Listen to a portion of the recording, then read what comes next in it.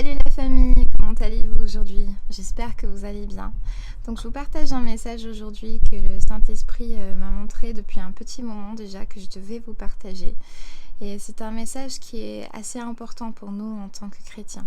Donc nous, en tant que chrétiens, nous désirons vivre une vie qui est agréable à Dieu et qui reflète Christ. Et donc de ce fait, nous voulons vivre une vie qui est en obéissance et en soumission à Dieu et qui ressemble à Christ, c'est-à-dire qui suit le parfait exemple que Jésus nous a donné à suivre. Et tout cela non pas par notre force, mais par la grâce et l'Esprit de Dieu. Il nous amène à travers ce processus de sanctification avec l'aide du Saint-Esprit.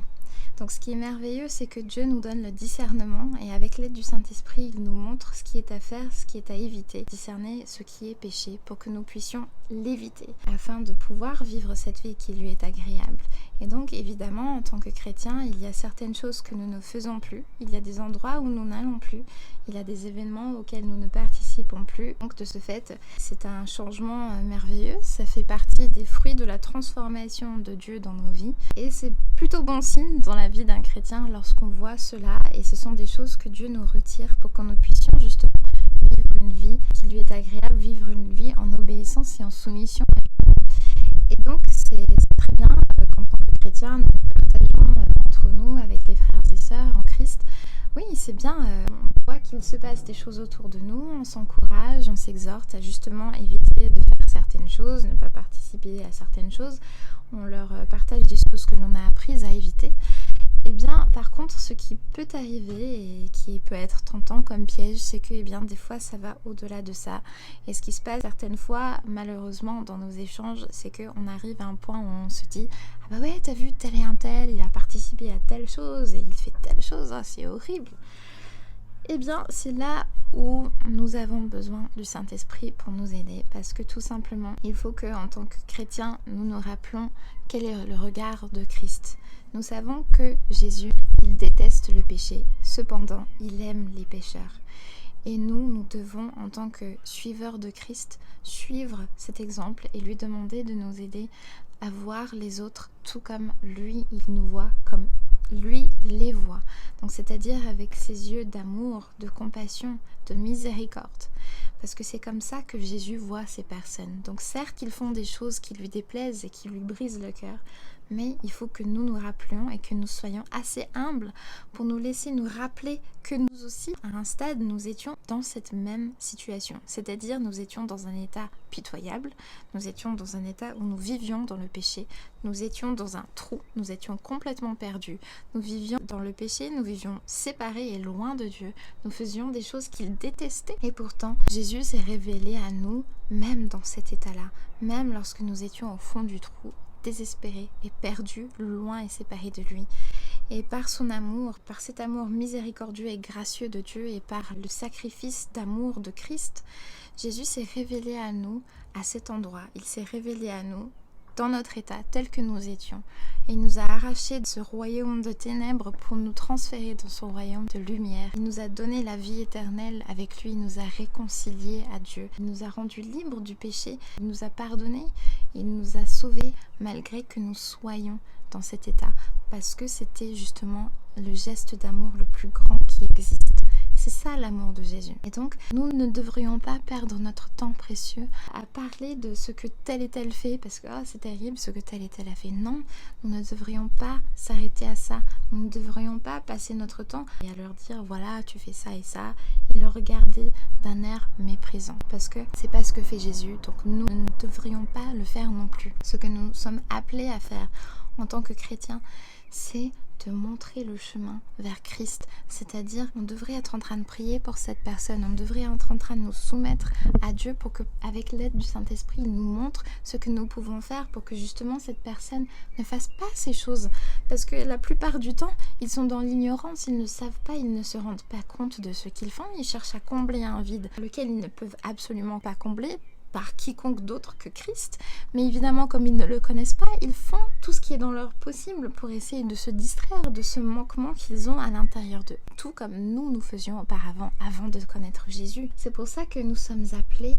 à être les mains et les jambes de Christ sur cette terre et de leur montrer que c'est possible de ne plus vivre comme ça. Et justement, que faisait Jésus? Bien sûr, il appelait les gens à la repentance, mais que faisait Jésus qui le distinguait des autres? Eh bien, Jésus, contrairement aux pharisiens, que faisait-il? Il s'asseyait, il mangeait, il dînait avec des personnes qui étaient complètement rejetées par la société, par la communauté.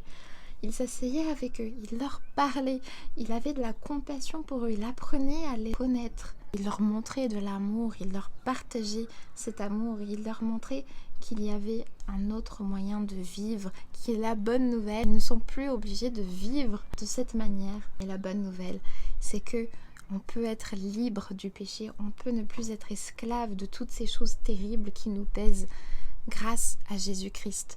Non pas pour qui nous sommes, ni ce que nous avons fait, mais pour qui est Jésus et ce que lui a fait pour nous tous. Et c'est ça que nous devrions déployer notre temps et nos efforts à faire, c'est à demander à Christ, demander au Saint-Esprit, demander à Dieu de nous mouvoir d'une manière où l'on puisse aller vers les pécheurs et leur montrer, leur partager cet amour qui devrait découler de nous, que Jésus puisse briller à travers nous et toucher leur vie pour qu'ils puissent le connaître, pour qu'ils puissent être transformés à leur tour par lui, pour qu'ils puissent venir à la vie éternelle et être délivrés de tous ces péchés, pour qu'ils puissent vivre dans la liberté. Jésus est mort pour que nous puissions y vivre. C'est ça que Dieu nous demande de faire.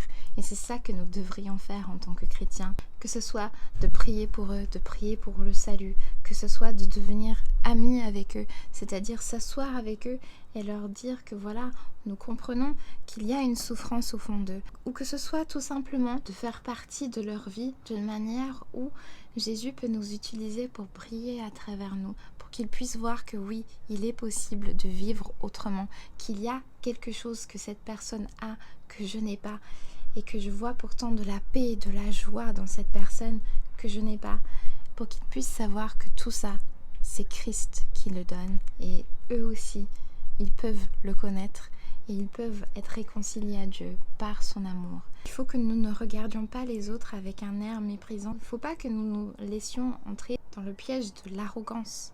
Parce qu'en tant que chrétiens, nous sommes appelés à être humbles, tout comme Christ l'a été. À être humbles, à partager cet amour, à partager tout cela, parce que ce n'est pas nous. Ce n'est pas nous. Nous aurions été dans la même situation qu'eux, nous aurions été dans le même état qu'eux si Jésus n'était pas venu faire ce qu'il a fait. Si Jésus n'était pas venu nous rendre libres du péché, nous serions exactement dans la même situation. Et c'est par amour que Jésus est venu. Nous devons aussi avoir cet amour inconditionnel qui déborde de nos vies, qui touche leur vie pour qu'ils puissent aussi connaître Christ. Je prie aujourd'hui pour que nous puissions, en tant que tout le corps de Christ, être amenés à marcher dans cette humilité, à marcher dans cet amour envers les autres, pour que Dieu puisse nous utiliser, pour que Jésus soit connu par eux et pour qu'ils puissent aussi être transformés, délivrés, sauvés, pardonnés et réconciliés avec Dieu par le sacrifice d'amour que Jésus a fait pour eux. Belle journée bénie et je vous dis à très bientôt la famille. Ciao.